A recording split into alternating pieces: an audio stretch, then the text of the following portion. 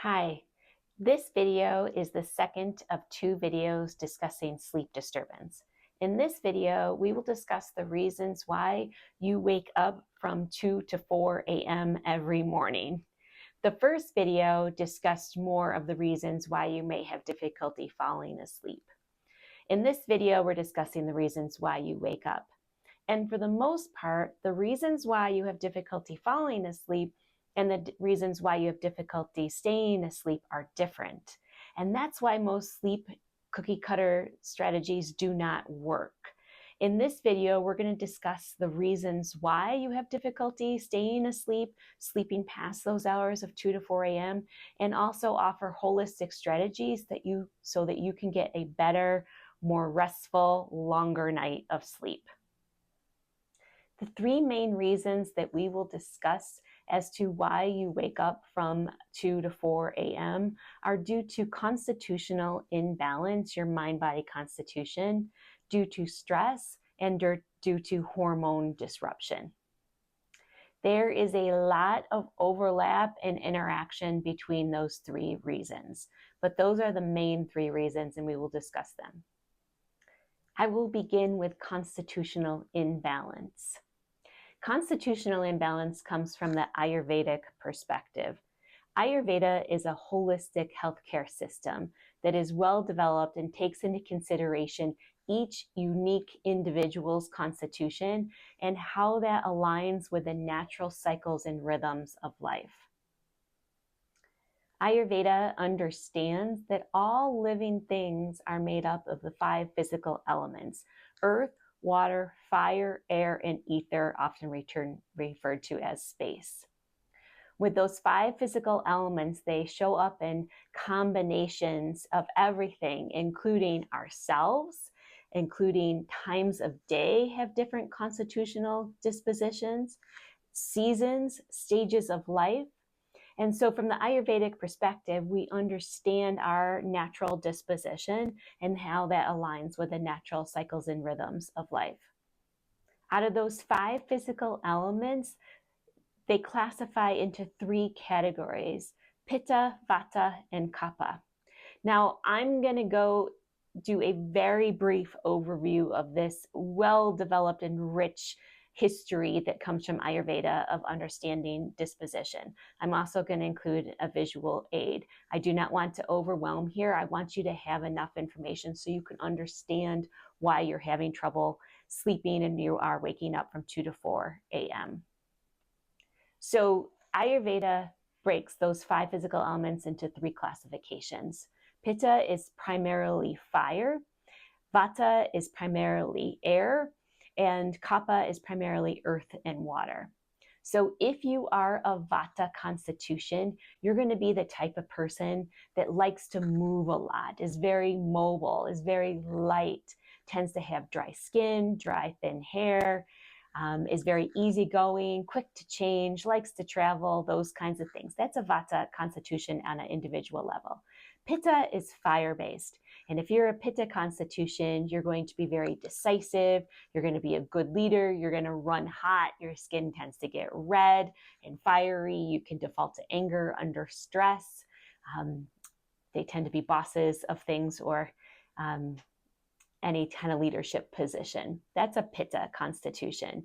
And if you're Kapha constitution, if that's your natural disposition, you're of earth and water elements. So you tend to be bigger in a body, be more steady, grounded, more emotionally stable, very nurturing and supportive, very loyal. That's a Pitta, that's a Kapha constitution.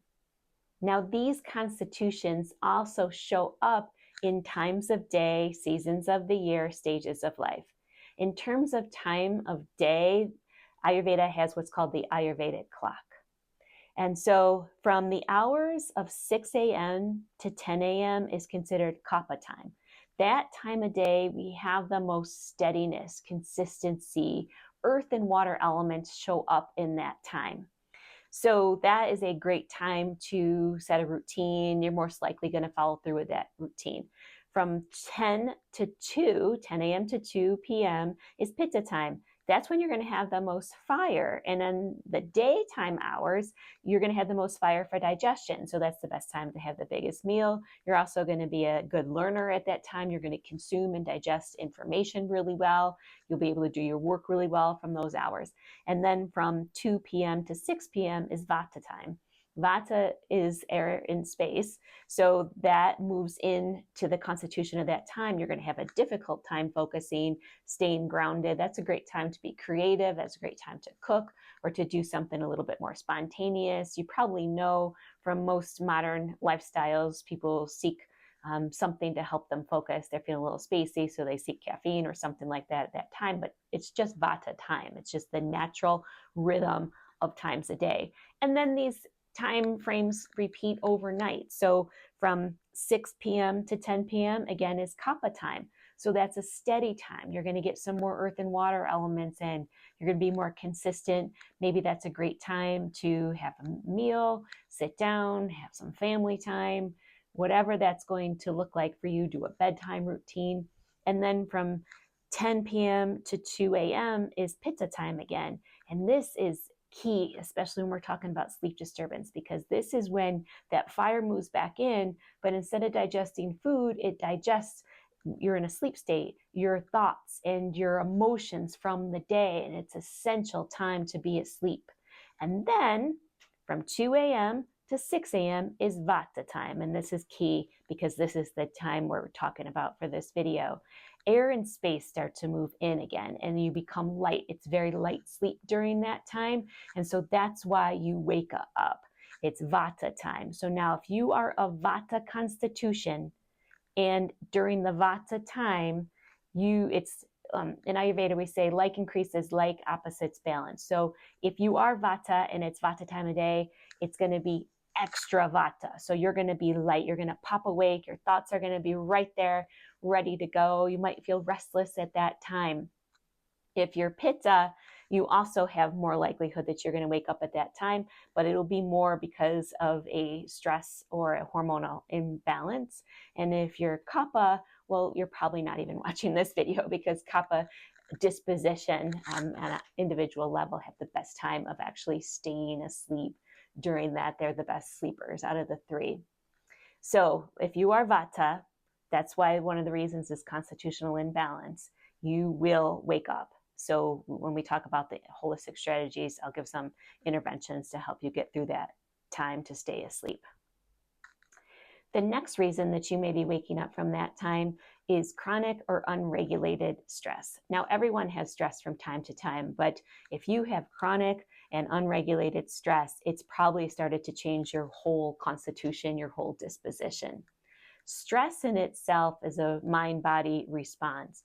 But one of the features that it is that it pumps in different chemistry into your system, different hormones like cortisol. To be able to manage that in your system, it starts to take nutrients out of your system to digest that level of chemistry in your system. And then that depletes the chemistry that you need for a sleep disposition. So stress leads to chronic sleep problems, especially waking up at this time, because you then don't have the reserves of nutrients that you need to properly build serotonin molecules to keep them floating and available in your system. And if you watch the other video, I talked a lot about circadian rhythm and how that serotonin, when it turns dark out, turns into melatonin, and that whole system gets disrupted by the chemistry of stress. So if you have chronic and unregulated stress, that will biochemically, the whole mind-body system will be affected, and that will be another reason that you're waking up at that time. The third reason for waking up at that time is hormonal disruption. And again, like I said, constitution, disposition, stress, and hormones, they completely interact with each other, because most people that have imbalances in their hormones also have stress issues and also are of Pitta constitution. And so these tend to interweave into each other. But from a hormonal perspective, and this is mostly for women, this is primarily for women that this happens, this does not happen as much for men, is that the hormonal imbalances involve estrogen and progesterone. Estrogen and progesterone are sleep agents. They're part of the whole mind-body system that helps you sleep. And when they're in flux, they're going to create a disruption in that sleep system. Again, happening at that time because 2 to 4 a.m. is Vata time. You're already at a disadvantage at that time because light sleep occurs in Vata time. And then to have these biochemical disruptions. So if you're menstruating, it'll be during premenstrual cycle that you're going to have the most disruptive sleep with an extra little bump probably during ovulation. And if you're perimenopause, which is the time before menopause that can last for many years, there's a lot of fluctuation. So at times you don't have the hormonal disposition to stay to sleep. And if you're in menopause, which is marked by 1 year past your last menstrual cycle, you're likely not even having enough chemistry, enough hormones, enough estrogen and progesterone in your system to be the agents of sleep that they are. So this reason is important specifically because if that is what's going on, the premenstrual obviously will resolve itself at a different stage of the menstrual cycle, but the perimenopause and the menopause, you want to know if that's your stage of life and that's what's going on, because that obviously requires specific intervention.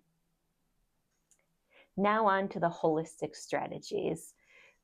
I will highlight which strategy is most beneficial for each reason. However, like I said, because there's so much interaction between these 3 reasons, that each of these strategies is going to be useful no matter what specifically is going on with you. And holistic strategies in general tend to be very beneficial and just overall good for your health. The number 1 holistic strategy is breathing. Breathing is prana. Prana means life force or energy. So how you breathe, the quality of your breath, the approach that you're taking to that has a complete life force energy effect on your mind-body system. The strategy that I'm going to recommend to resolve this 2 to 4 a.m. waking up for a breathing strategy is simply to breathe. I'm not going to give you a specific one like I would if this were depression or anxiety or difficulty falling asleep. That has its own specific one. Breathe. That is the strategy for this. But the way to do that is your circadian rhythm is a 24-hour cycle. You want to make sure that you are having healthy life force energy moving through your system throughout that 24-hour cycle. And most of the stress happens at different points throughout our day. We want to make sure that that system is not affecting our breathing in any kind of chronic way. So every hour, top of the hour, check in with how you are breathing and regulate that to a healthy, full breath. So taking an inhale somewhere lasting from 5 to 6 seconds, and an exhale for lasting somewhere between 5 and 6 seconds. That's roughly the amount of time that you need to be able to take a full inhale and to release a full exhale. So every hour, top of the hour, stop and check in and mindfully regulate your breathing to full breaths. If you're doing it that frequently, 1, you're going to break up a chronic stress response, and 2, that is going to aid in the life force energy that you need to get a full night's sleep. Number 2 is regular exercise. And I know you hear this 1,000 times, everybody talking about getting exercise. Of course, we know that it's beneficial. It's beneficial on a biochemical level, it's beneficial on a psychological level, and of course on an energetic level. In this case, regular exercise is going to be important to establish a circadian rhythm, which when we're talking about sleep is always a key thing. And also to regulate hormones, if that's what's going on with you, because regular exercise helps filter hormones. It supports your liver function, which is part of the body that helps filter out hormones. So regular exercise, and I'm not talking about anything hard. I'm talking about regular exercise. So establishing a time of day that you take a walk, that you do a yoga class, that you do whatever your exercise thing is. And I will highlight this, if you are in a chronic stress situation where you are running on that fight or flight level all the time, I do not recommend that your exercise is difficult and stress-inducing. You want something that is restorative, that feels good to your body. A nice walk can do that. A walk on the treadmill, riding the bike, whatever, taking a class with a friend, whatever feels good to you. You actually don't want to do anything too hard if you're in a stress situation, because that won't be productive to reestablish this healthy system and get you to sleep through the night. But regular exercise, whatever your thing is. Number 3 is ashwagandha. Have you heard about this?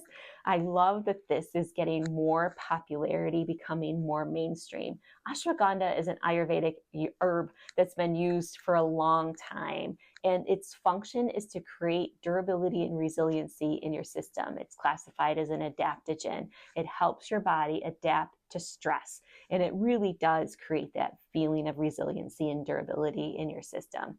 It's a root, it's food, it's natural. And the way I recommend it is to include it in a golden milk tonic.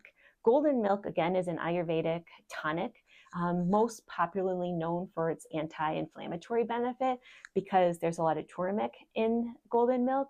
So I'm going to include a recipe here. And the way I do this is when you have the golden milk, put about a half a teaspoon or a teaspoon, depending on your tolerance level, of the ashwagandha right in the tonic while you're making it. And it creates this stress management beverage. And again, this is served hot. And ashwagandha does have a natural heating quality to it. So during the cold months is when you would want to use this kind of tonic. It's not something that you probably would use. There's other things that you can use in the warmer months. So I'll include the recipe, and I hope you try this, but I do encourage you to look up with any kind of thing that you're consuming to make sure that ashwagandha would be right for you. Number 4 is foot massage. And this might seem so simple that it's no way it's effective. Your feet are your root chakra. That is your place in your body that establishes your sense of safety and security and stability. We want to take care of feet. And because root chakra energy, sense of safety, security, and stability is not present when we're dealing with stress issues, hormonal fluctuations, and vata energy by nature, we want to establish that. So a foot massage before you go to bed with some kind of foot balm is going to be unbelievably beneficial for you. If you don't want to do it that way and you have your socks on and just give yourself a little foot massage, you can get yourself a foot massager. You don't have to do this yourself. But taking care of your feet, rubbing your feet, massaging your feet before you go to bed can be really beneficial. If you want to take this up one more level and you did use a balm, then I also encourage you to include a drop of lavender and a drop of frankincense in that balm that you're going to do the foot massage, just to add a little bit more benefit to it.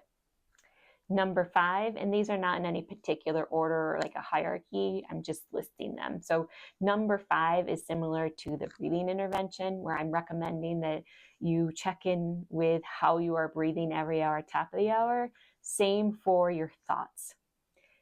We can think ourselves into a complete stress situation. Our thoughts are as potent as something happening right outside us in our real life. And so every hour, top of the hour, check in with what you are thinking. Because if your mind is in a stressful loop of thought, you're worrying about things, you're assessing all the difficulties that you have going on, you're creating a stress response.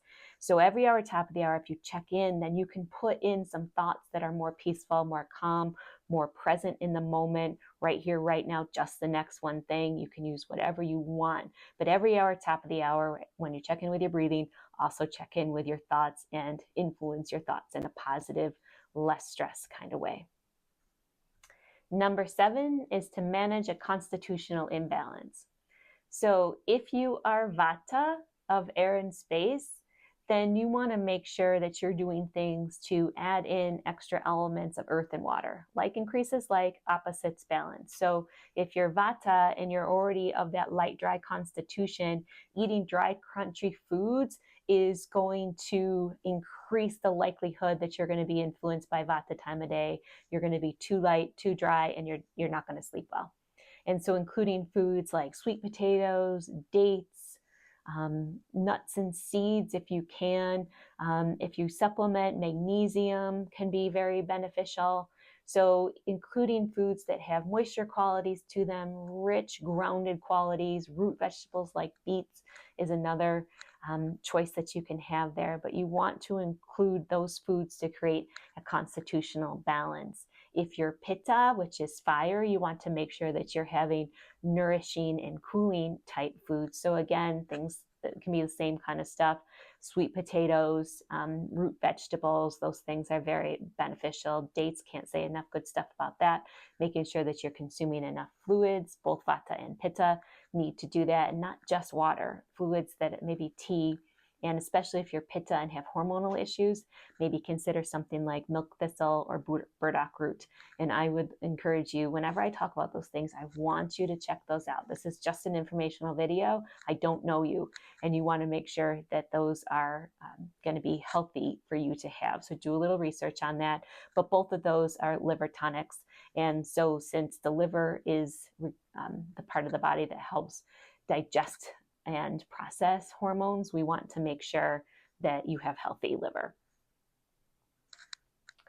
Number 8 is mindfully influencing your sleep schedule. And when I was talking about the Ayurvedic clock, I had informed you that between the hours of 10 p.m. and 2 a.m. is pitta time. And at that time in the day, it's for digesting food. At night, it's for digesting thoughts and emotions. And so it is really important that you get the most you can out of those 4 hours of sleep. And so that's influencing your sleep schedule so that you're in bed and ideally asleep by 10 p.m. so that you can get those 4 hours. Because while you're dealing with this and while you're managing this, and even if you are managing this and you get through that 2 to 4 a.m. window, it's still light sleep. 10 p.m. to 2 a.m. is your best, deepest, most beneficial sleep. So you want as much as that as you can, because then that's going to help you feel rested, even if you are still popping awake for a while between 2 and 4 a.m. So adjust your sleep schedule to get as much of the 4-hour block of 10 p.m. to 2 a.m. that you possibly can. And finally, I'll leave you with this suggestion. If you wake up at that time and you do not want to get up because it's too early, take that opportunity as an opportunity to practice meditation. I said this in the last video and offered different meditations because that was about falling asleep. If you wake up at that time, instead of getting upset that you're awake and kind of getting restless and fussy about that, think to yourself, okay, but I'm laying in bed. I have no other expectation. Nobody needs anything from me right now. So I'm going to practice meditation. And the 2 that I recommend for that time are, one is a moonlight meditation and the other is moon breathing. So moon breathing is Chandra Badana, and what that is it's strategically influencing the flow of the breath. And you would then inhale only through the left nostril. So you'd close the right nostril, inhale through the left, and then exhale out through the right. And you repeat that single direction flow of energy. Inhale through the left, exhale through the right.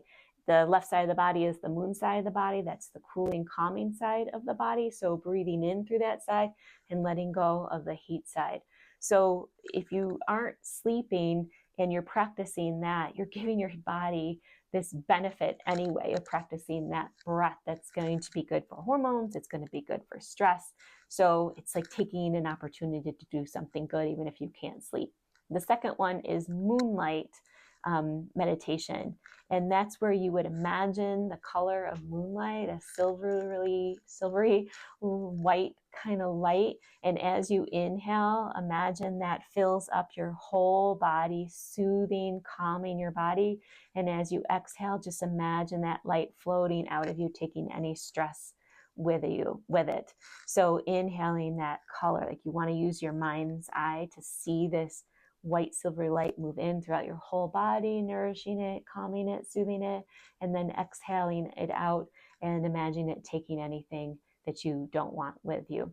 Again, it's going to create such a benefit to practice meditation. It can get you, if you're really into your meditation, it can get you into similar brainwaves of sleep. So you will still have some rest benefit even if you're not sleeping.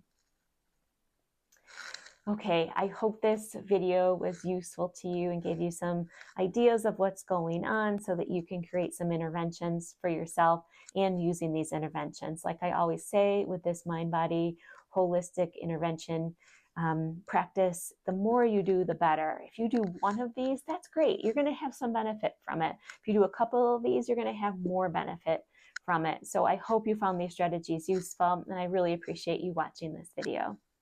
Thank you.